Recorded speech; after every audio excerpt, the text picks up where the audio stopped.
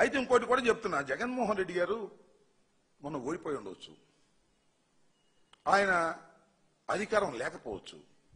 కానీ జగన్మోహన్ రెడ్డి గారు మాజీ మంత్రిగా, ఒక మాజీ ముఖ్యమంత్రిగా, ఒక మాజీ ముఖ్యమంత్రి కుమారుడుగా జగన్మోహన్ రెడ్డి గారికి Z+ సెక్యూరిటీ అనేది ఆటోమేటిక్గా వస్తుంది. Z+ సెక్యూరిటీ వచ్చిన వారికి ప్రోగ్రామ్ రిలీజ్ చేస్తారు. ఆ ప్రోగ్రామ్ రిలీజ్ చేసేటప్పుడు అది పోలీసులు రిలీజ్ చేస్తారు, మేం కాదు. రిలీజ్ చేసేటప్పుడు ఏం చెప్తారంటే ఇన్ని గంటల నుంచి ఇన్ని గంటల వరకు ఇక్కడ ఉంటారు, ఇన్ని గంటల నుంచి ఇన్ని గంటల వరకు ఇక్కడ ఉంటారు అనేది ఒక షెడ్యూల్ ఇస్తారు. ఆ షెడ్యూలే ఇచ్చారు. ఆ షెడ్యూల్ని పట్టుకుని ఎంత హంగామా చేస్తున్నారండి. 10:30 దగ్గర నుంచి 11:30 వరకు ఏదో సంథింగ్ ఆ టైం వరకు కోర్టులో ఉంటారు అని చెప్పారంట. అంటే కోర్టుకు గంట టైం ఇస్తాడైనా అనేటువంటి ప్రశ్న, చర్చ దాని మీద. ఆ ఏబిఎన్లోను ఆ TV5లోను అందరూ కూర్చోబెట్టి జగన్మోహన్ రెడ్డి గారు కోర్టుకే గంట సేపు టైం ఇచ్చాడు అనేటువంటి మాట. నేను ఒక మాట చెప్తున్నా, నేను న్యాయవాదిని. ఇవాళ ఏదైనా పని ఉందనుకోండి, కోర్టుకు వెళ్తానండి, అక్కడ ఒక 10 నిమిషాలు పని ఉంటుంది, చూసి వెనక్కి వచ్చేస్తాను అంటారు. 10 నిమిషాలు కాదు, గంట ఉంటుంది కోర్టులో పని, ఉంటాం. రోజంతా ఉంటుంది, ఉంటాం. కోర్టు వారు ఏది ఆదేశిస్తే దాన్ని చేయటానికి సిద్ధంగా ఉండేటటువంటి పరిస్థితులు ఉంటాయి అక్కడ. మనం ఒకసారి కోర్టుకు వెళ్ళిన తర్వాత చివరికి చూసారా, కోర్టులో 2 నిమిషాలే హాజరయ్యారు, రికార్డ్ చేశారు, వెళ్ళమన్నారు. ఆయన శుభ్రంగా లోటస్ పాండ్కి వచ్చేసాడు. ఏంటిది నాకు అర్థం కాల. ఇలాంటి తప్పుడు ప్రచారాన్ని చేసేటటువంటి కార్యక్రమాన్ని ఇవాళ చంద్రబాబు నాయుడు గారు పనిగట్టుకుని చేసేటటువంటి కార్యక్రమాలు చేయటం చాలా దురదృష్టకరమైనటువంటి అంశం అని కూడా ఈ సందర్భంగా నేను చెప్పదలుచుకున్నాను. కోర్టుకు టైం ఇవ్వటం అనేది ఎవరూ చేయగలిగినటువంటి పని కాదు. ఏదో మసిపూసి మారేడికాయ చేసి TV5 ఈ ఎల్లో మీడియా ప్రచారం చేసి జగన్మోహన్ రెడ్డి గారి మీద బురదలాలేటువంటి ప్రయత్నం చేస్తున్నారు. మీరు అసూయపడుతున్నారు, మీరు అనేక రకాల అబద్ధ ప్రచారాలు చేస్తున్నారు. ఇవన్నీ కూడా ఆయనకి ఆశీస్సులు అని కూడా ఈ సందర్భంగా చెప్పదలుచుకున్నాను. మీరు ఎంత ప్రచారం చేస్తే అన్ని ఆశీస్సులు జగన్మోహన్ రెడ్డి గారికి వస్తాయి. మీరు ఎంత విష ప్రచారం చేస్తే అంత తండోపతండాలుగా జనం ఆయన చూడటానికి వస్తున్నారు అనే విషయాన్ని మీరు గ్రహించలేకపోతున్నారు. అది మీ కర్మని కూడా ఈ సందర్భంగా నేను చెప్పదలుచుకున్నాను. ఒక చిత్రం, ఇంకొక విచిత్రం అనిపించింది. కొన్ని సోషల్ మీడియా ఉన్నాయి, వాళ్ళ అకౌంట్స్ అవన్నీ కూడా సోషల్ మీడియాలు వేరే కాదు, వారు కావాలని ప్రవేశపెట్టినటువంటి సోషల్ మీడియా అకౌంట్లు, యూట్యూబ్లు, ఛానల్స్ ఇవాళ ఏమని ప్రచారం చేశారంటే చాలా దురదృష్టకరం. ఇక్కడ మన విజయవాడ పరిసర ప్రాంతాల్లో మావోయిస్టుల్ని అనేటువంటి అనుమానంతో మావోయిస్టుల్ని కొంతమందిని అదుపులోకి తీసుకున్నారు ఆంధ్ర పోలీసులు. అదుపులో తీసుకుంటే వాళ్ళు రాస్తారు సోషల్ మీడియాలో, వారికి సంబంధించిన ఛానల్స్, జగన్మోహన్ రెడ్డి గారు ఆయన పిలిపించారంట, చంద్రబాబు నాయుడు గారి మీద అటాక్ చేయడం కోసం పిలిపించాడు అనేటువంటి మాటలు. మాకు ఈ బుద్ధి ఉందా, బుద్ధి లేదని అడుగుతా ఉన్నా. ఏమయ్యా చంద్రబాబు నాయుడు గారు, మీకున్నటువంటి అకౌంట్స్ లో, మీకున్నటువంటి సోషల్ మీడియా ఛానల్స్ లో ఈ విధంగా ప్రచారం చేసి సంతృప్తి పడాలని అనుకోవటం అంత దురదృష్టకరమైనటువంటి విషయం ఏమైనా ఉందా అని అడుగుతా ఉన్నా. మీ అందరికీ తెలుసు, కాగర్ ఆపరేషన్ బ్లాక్ ఫారెస్ట్ అనే దాని మీద కేంద్ర ప్రభుత్వం ఒక స్కీమ్ లాంటి దాన్ని తీసుకుని నక్సలైట్లను అణిచివేయాలనే ఉద్దేశంతో ఇవాళ హెడ్మా అనే ఆయన్ని పట్టుకున్నారు. మరి పట్టుకున్నారో ఎన్కౌంటర్ కాల్చేశారు, చనిపోయారు. అక్కడ ఆ పరిసర ప్రాంతాల్లో ఉన్నటువంటి విచారణ వల్ల ఓ 40 మందో 30 మందో 50 మందో విజయవాడలో షెల్టర్లో ఉన్నారనే సమాచారాన్ని తెలుసుకుని వారిని అరెస్ట్ చేశారు. దానికి జగన్మోహన్ రెడ్డి గారి మీద బురదలేటటువంటి కార్యక్రమం చేస్తున్నారని ఎంత నీచానికి దిగజారిపోయారో నాకు అర్థం కాల.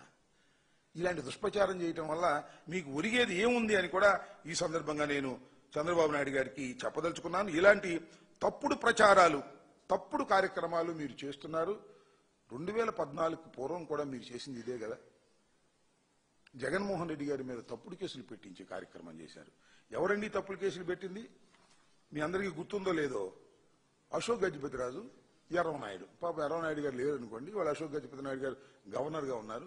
వీళ్ళ చేత కదా కాంగ్రెస్ పార్టీతో లాలూచీ పడి, కాంగ్రెస్ పార్టీతో కలిసిపోయి, ఎలాంటి కాంగ్రెస్ పార్టీ?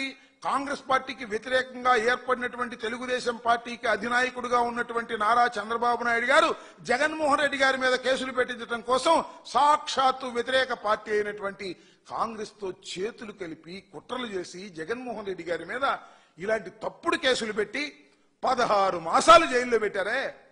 అయితే ఏమైనా అయిందా? ఏం జరిగింది 16 మాసాలు జైల్లో ఉంటే?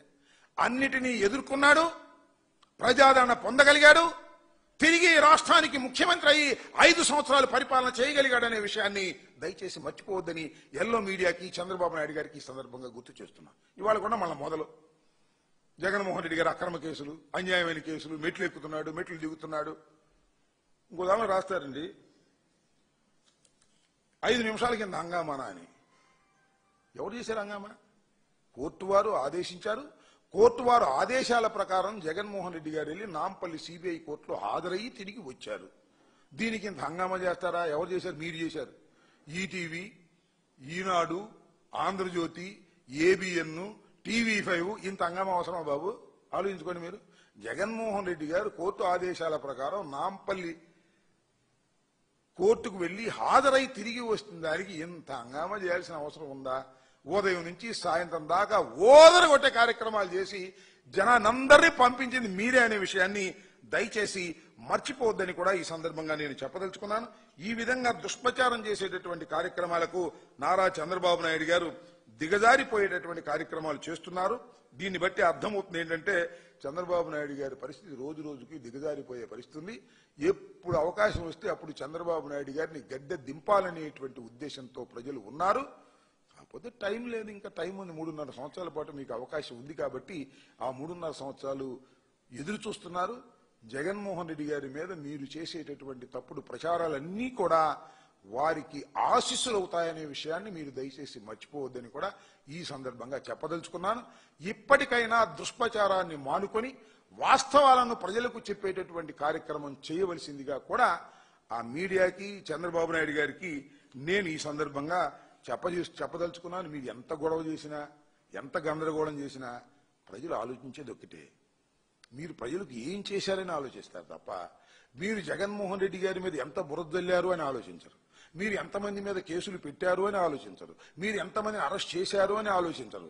మీరు ప్రజలకు ఏమి చేశారు, ప్రజలకు ఇచ్చిన వాగ్దానాలు నెరవేర్చారా లేదా అనే దాని మీదే ప్రజలు ఆలోచన చేస్తారు తప్ప మీరు చేసే దుష్ప్రచారాల వల్ల ప్రజలు అన్నీ కూడా గమనిస్తున్నారని, రాబోయే కాలంలో జగన్మోహన్ రెడ్డి గారికి నిండు ఆశీస్సులతో ప్రజలు ఆయన పక్షాన ఉన్నారని, మిమ్మల్ని దించడానికి ఎదురు చూస్తున్నారనే విషయాన్ని మీరు గమనించవలసిందిగా కూడా ఈ సందర్భంగా నేను చెప్పదలుచుకున్నాను.